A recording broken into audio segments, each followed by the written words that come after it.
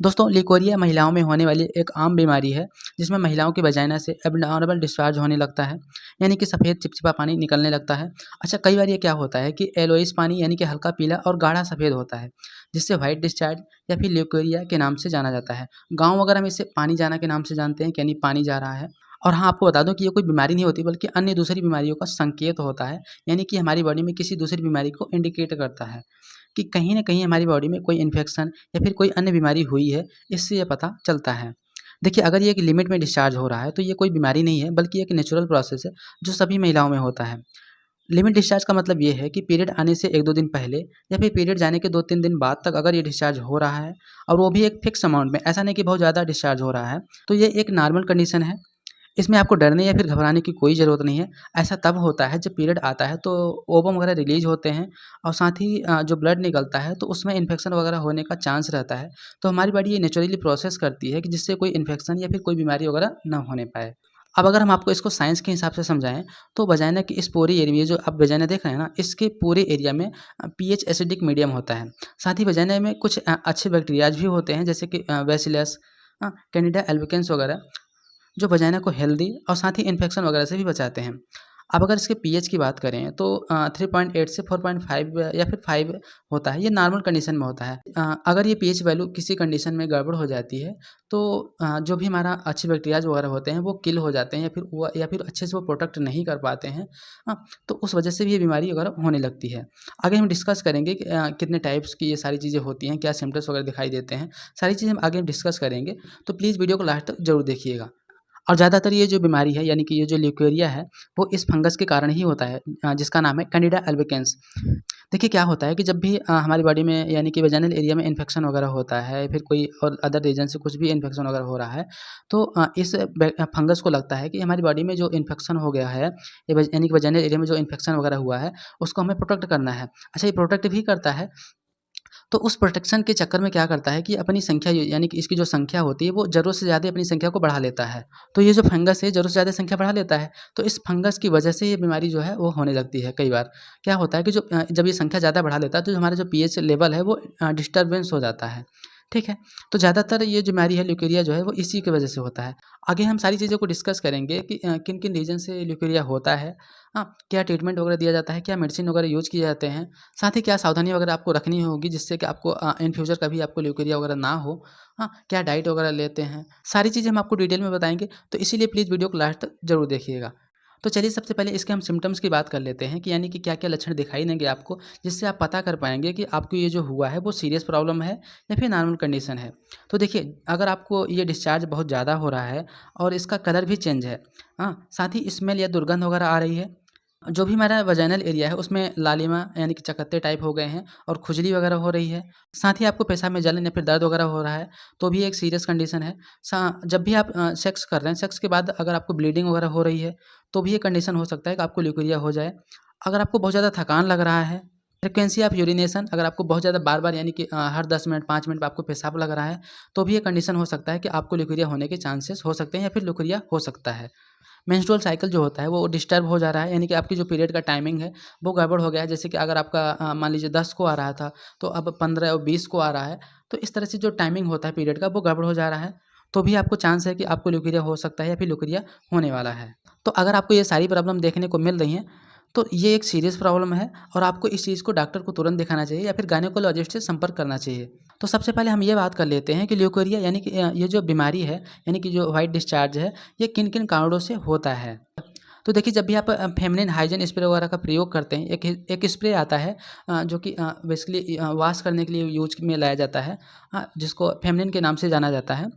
अगर आप इसका बहुत ज़्यादा यूज़ कर ले रहे हैं तो क्या होता है कि जो भी हमारा जो ये जो सर्विक्स दिख रहा है ना, जो हमें वजाइनल है, ये जो बीच में सर्विक्स दिख रहा है ना, ये नाली टाइप, इसमें एक पीएच लेवल बना होता है, यानी कि एसिडिक मीडियम होता है, जिसकी वैल्यू जो होती है वो हमने पहले बता चुका है, 3.8 से 4.5 या 5 तक होती है। जब आप स्प्रे को बहुत ज़्यादा इसको यूज़ करते हैं तो क्या होता है कि जो पीएच बैलेंस है ना, ये गड़बड़ हो जाता है, यानी कि इनबैलेंस होता है, कभी ऊपर हो जाता है तो कभी नीचे हो जाता है। यानी कि एसिडिक से हो सकता है न्यूट्रल हो जाए या फिर बेस हो जाए या फिर ये जो 3.8 है इससे भी कम हो जाए। ठीक है? तो उस वजह से आपको वाइट डिस्चार्ज या फिर ल्यूकेरिया, ये सारी बीमारी आपको हो सकती हैं। ठीक है। साथ ही आप जो पैड वगैरह यूज़ कर रही हैं पीरियड के टाइम पे, क्या होता है कि कुछ पैड ऐसे होते हैं जो मतलब बहुत ही लो क्वालिटी के होते हैं, यानी कि उनकी जो क्वालिटी अच्छी नहीं होती है, तो उस वजह से भी आपको ल्यूकेरिया होने के चांसेस रहते हैं। और कुछ महिलाएं क्या करती हैं कि प्रेगनेंसी को कंसीव नहीं करना चाहती हैं, यानी कि बच्चा नहीं पैदा करना चाहती हैं। इस अनवांटेड प्रेगनेंसी से बचने के लिए वो लोग क्या करते हैं कि कुछ जेल या फिर ऑइंटमेंट वगैरह आते हैं बहुत सारे, उन सब का यूज़ करती हैं, जो कि बेसिकली ये जो हमारे वजाइनल एरिया है उसमें इंसर्ट किया जाता है, यानी कि उसमें लगा दिया जाता है। जैसे कि आईवीडी वगैरह होता है, कॉपर टी वगैरह हो गया, ये सारी चीज़ें आती हैं, तो इनका यूज़ किया जाता है। तो कई बार क्या होता है कि इनकी ये जो जेल या फिर ऑइंटमेंट हम यूज़ कर रहे हैं, इसकी वजह से भी ये जो ल्यूकेरिया है, यानी कि व्हाइट डिस्चार्ज है, ये एब्नॉर्मल हो जाता है और आपको ल्यूकेरिया हो जाती है। ठीक है। वहीं कुछ महिलाएँ क्या होती हैं कि डायबिटीज़ यानी कि शुगर वगैरह की बीमारी से ग्रसित हैं, या फिर एनीमिया वगैरह की जैसे हो गई, जैसे कि खून की कमी वगैरह हो गई है, तो उस केस में भी आपको ये व्हाइट डिस्चार्ज देखने को मिल सकता है। साथ ही अगर आप किसी बीमारी के लिए बहुत ज़्यादा एंटीबायोटिक वगैरह का यूज़ कर रही हैं, स्टेरॉइड वगैरह का यूज़ कर रहे हैं, तो उस केस में भी आपको ल्यूकेरिया होने के चांसेस रहते हैं। बैक्टीरियल इन्फेक्शन जैसे कि वेजानाइसिस, वेजाइनल कैंडिडियोसिस, ये सारी बीमारी आपको बैक्टीरियल की वजह से हो सकता है। कई बार क्या होता है कि कुछ महिलाएँ बहुत ज़्यादा स्ट्रेस, बहुत ज़्यादा तनाव वगैरह में रहती हैं, मानसिक बहुत ज़्यादा वो सोचती रहती हैं, तो उस वजह से भी आपको ये ल्यूकेरिया वगैरह होने का चांसेस रहता है। आप अपने इस प्राइवेट पार्ट को अच्छे से क्लीन वगैरह करके रखें। ठीक है। कई बार क्या होता है कि अच्छे से क्लीन वगैरह साफ-सफाई ना रखने की वजह से भी ये जो ल्यूकेरिया है, ये हो जाता है। अच्छा, ज़्यादातर महिलाओं को मैंने देखा है कि वो बहुत ज़्यादा फास्टिंग यानी कि बहुत ज़्यादा व्रत उपवास रखती हैं, तो बहुत ज़्यादा फास्टिंग यानी कि उपवास रखने की वजह से भी आपको ये समस्या देखने को मिल सकती है। आप बहुत ज़्यादा अनहेल्दी फूड्स वगैरह खा रहे हैं, जैसे कि चाउमीन, पिज़्ज़ा, बर्गर, ये सारी चीज़ें अगर बहुत ज़्यादा आप खा रही हैं, तो उसकी वजह से भी आपको ल्यूकेरिया, व्हाइट डिस्चार्ज वगैरह होने का चांसेस बहुत ज़्यादा रहता है। अगर आपकी यूरिनरी ट्रैक यानी कि जो आपकी पेशाब की नली है, अगर उसमें कहीं इन्फेक्शन वगैरह हो गया है, कई बार क्या होता है कि कुछ महिलाएँ गलती से यानी कि वो नहीं चाहती थी प्रेग्नेंट होना और गलती से प्रेग्नेंट हो जाती हैं। तो उस प्रेग्नेंट होने की वजह से वो लोग क्या करती हैं कि जो बर्थ पिल वगैरह आती है उसको खा लेती हैं, या फिर अनवांटेड किट वगैरह खा लेती हैं, या फिर एक सर्जिकल प्रोसेस होता है जिसे डीएनसी बोला जाता है। हाँ, जिसे डायलेशन एंड कर्टेज प्रोसेस बोला जाता है, शॉर्टकट में उसे डीएनसी बोलते हैं। हाँ, तो उसकी वजह से भी आपको क्या होता है कि जब आप इस प्रोसेस को करवाते हैं या फिर ये अनवांटेड किट वगैरह खा लेते हैं, तो उसकी वजह से भी आपको ल्यूकेरिया वो हो सकता है। साथ ही अगर आपकी इम्यूनिटी बहुत ज़्यादा कमज़ोर है, यानी कि एकदम जैसे लग रहा है कुछ काम करने का मन नहीं कर रहा है, भूख नहीं लग रहा है, हाँ, शरीर में लग रहा है कि जान ही नहीं है, तो अगर आपको ये सारी समस्याएँ भी हो रही हैं, तो उसकी वजह से भी आपको ल्यूकेरिया यानी कि सफ़ेद पानी वगैरह आ सकता है और आपकी ये बीमारी हो सकती है। ठीक है? तो थोड़ा-सा खान-पीन पे भी अच्छे से ध्यान देना है आपको। तो ये सारे रीज़न हैं जिसकी वजह से आपको ल्यूकेरिया हो सकता है। अब हम इसके ट्रीटमेंट यानी कि क्या-क्या मेडिसिन, क्या-क्या दवा वगैरह यूज़ किए जाते हैं इसको ठीक करने के लिए, उसके बारे में हम जान लेते हैं। तो अगर आपने अभी तक वीडियो को लाइक नहीं किया है, तो वीडियो को फटाफट लाइक कर दीजिए, और चैनल पे नए हैं तो चैनल को सब्सक्राइब करके नोटिफिकेशन बेल को दबा के ऑन कर दीजिए। तो चलिए अब हम यह जान लेते हैं कि इस बीमारी को ठीक करने के लिए कौन-कौन सी मेडिसिन यानी कि किन-किन दवाओं का यूज़ किया जाता है, उसको लेना कैसे होता है, वो सारी चीज़ें हम आपको डिटेल में बताते हैं। तो पहली मेडिसिन हमारी है फ्लाजिल। अगर हम इसके कंपोज़िशन की बात करें तो इसमें मेट्रोनिडाज़ोल पाया जाता है। अगर हम इसके डोज़ की बात करें तो एडल्ट में 400 एमजी बीडी यानी कि सुबह-शाम लेना होता है खाना खाने के बाद। वहीं हम इसके यूज़ की बात करें तो इसका जो यूज़ है ल्यूकेरिया, बैक्टीरियल इन्फेक्शन, अगर हम इसके टाइम पीरियड की बात करें कि इस मेडिसिन को कब तक लेना है, तो 7 दिन से लेकर 14 दिन तक बेसिकली दिया जाता है। वो डिपेंड करता है कि आपके कंडीशन के अकॉर्डिंग, वैसे नॉर्मली जो है 7 दिन तक दिया जाता है। 7 दिन में आपकी जो प्रॉब्लम है वो सही हो जाती है। ठीक है? चलिए अब नेक्स्ट मेडिसिन हमारी है टिनवा। हालाँकि ये दवा का ब्रांड नेम है। अगर हम इसके कंपोज़िशन की बात करें तो इसमें टिनिडाज़ोल पाया जाता है। वहीं हम इसके डोज़ की बात करें तो 500 एमजी बीडी यानी कि सुबह-शाम इस टैबलेट को लेना होता है। 2 दिन तक इस दवा को दिया जाता है। नेक्स्ट मेडिसिन है फ्लूका। हालाँकि ये एंटी फंगल मेडिसिन है। अगर हम इसके कंपोज़िशन की बात करें तो इसमें फ्लुकोनाज़ोल पाया जाता है। अगर हम इसके डोज़ की बात करें कि इसको लेना कैसे है, तो देखिए इसकी एक गोली 1 सप्ताह में 1 बार लेनी होती है, यानी कि सिंगल डोज़ आती है ये।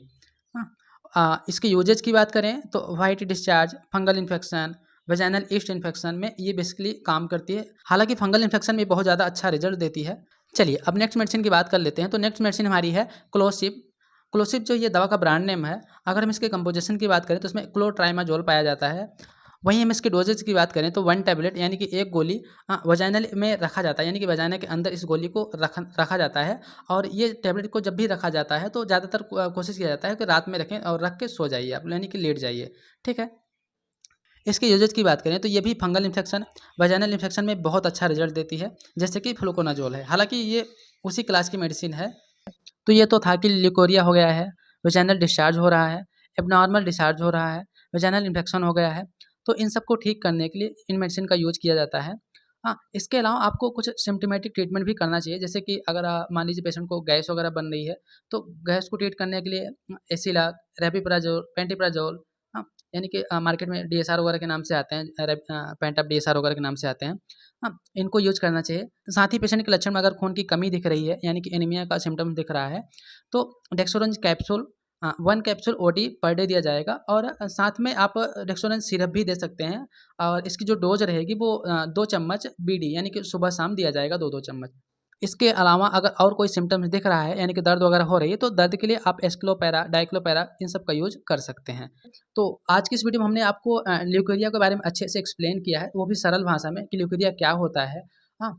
और उसको हम कैसे आगे मतलब इन फ्यूचर वो ल्यूकेरिया ना हो या फिर वेजाइनल इन्फेक्शन ना हो, उसमें किन-किन बातों का ध्यान रखना चाहिए, क्या-क्या सावधानियाँ वगैरह रखनी चाहिए, हाँ? किन-किन कारणों से ये बीमारी होती है, वो सारी चीज़ें हमने यहाँ पे डिस्कस किया है। साथ ही हमने इसके इलाज के बारे में भी डिटेल में डिस्कस किया है।